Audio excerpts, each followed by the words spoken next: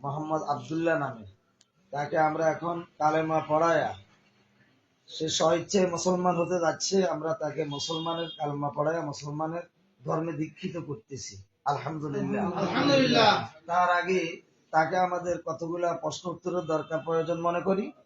প্রথম প্রশ্ন হলো, আপনি যে ধর্মান্তর হচ্ছেন, আপনার বাপদাদার ধর্ম থেকে মুসলিম ধর্মে আসতেছেন, এটা কি আপনার মনের নিজের ইচ্ছায় নিজের সিদ্ধান্তে, না কারো প্রলোভনে, কারো লোভে, কারো হুমকি ধমকিতে বা কারো ভয়ভীতিতে? কি আপনার ইচ্ছায় আসতেছেন, স্বইচ্ছায় নিজে বুঝে শুনে, না কোনো অন্য কোনো কারণে বা বিপদে বা মুসিবতে বা কোনো পেরেশানির সমস্যায় পড়ে? খোলা একটু উত্তরটা দিবেন। না, আমি নিজে স্বইচ্ছায় সজ্ঞানে মুসলমান ধর্ম গ্রহণ করতেছি। কেন?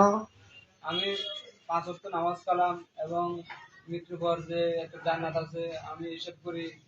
আমার নিজের মন থেকে আমি ইসলাম ধর্ম গ্রহণ করেছি।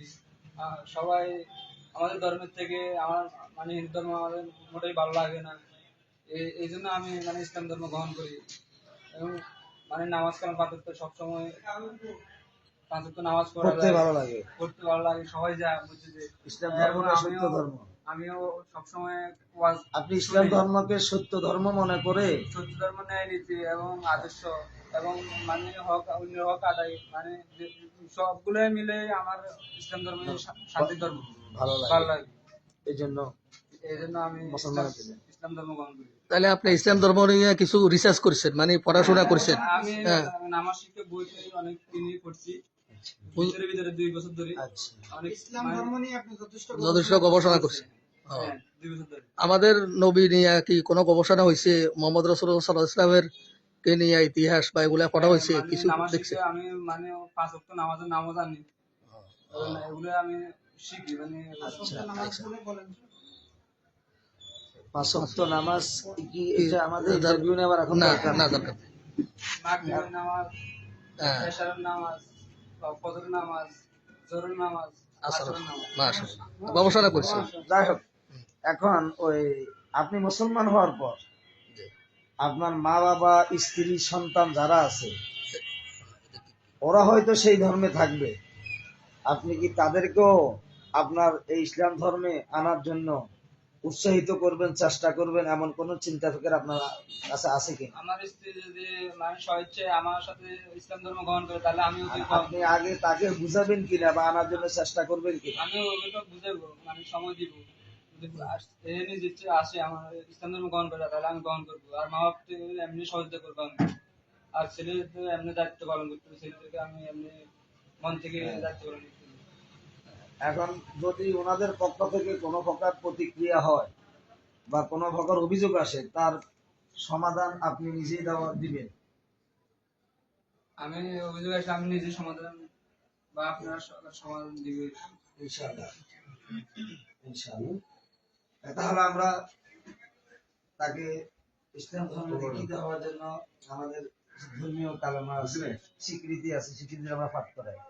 পড়েন, আউযু বিল্লাহি মিনাশ শাইতানির রাজিম, বিসমিল্লাহির রহমানির রহিম, লা ইলাহা ইল্লাল্লাহু মুহাম্মাদুর রাসূলুল্লাহ, আশহাদু আল্লা ইলাহা ইল্লাল্লাহু ওয়াহদাহু লা শারীকা লাহু ওয়া আশহাদু আন্না মুহাম্মাদান আবদুহু ওয়া রাসূলুহু। আমি সাক্ষ্য দিতেছি যে আল্লাহ ব্যতীত কোনো মাবুদ নাই, কোনো ইলাহ নাই। সকল ইবাদত বন্দেগীর উপাসনার মালিক একমাত্র আল্লাহ। আমি আরো সাক্ষ্য দিচ্ছি হযরত মুহাম্মদ সাল্লাল্লাহু আলাইহি ওয়াসাল্লাম আল্লাহর প্রেরিত বান্দা বা রাসূল। আল্লাহ, তুমি আমার এই আকীদা, বিশ্বাস, ঈমানকে কবুল করো। এই ঈমানকে কবুল করো। ইসলাম ধর্মে মৃত্যু পর্যন্ত ইসলামের হুকুম আহকাম হুকুম আহকাম, হুকুম হাকাম, বিধি বিধান বিধি বিধান মেনে চলার মেনে চলা তৌফিক দান করো। তৌফিক দান করুন। আমিন। আমিন। সাদাকাল্লাহু।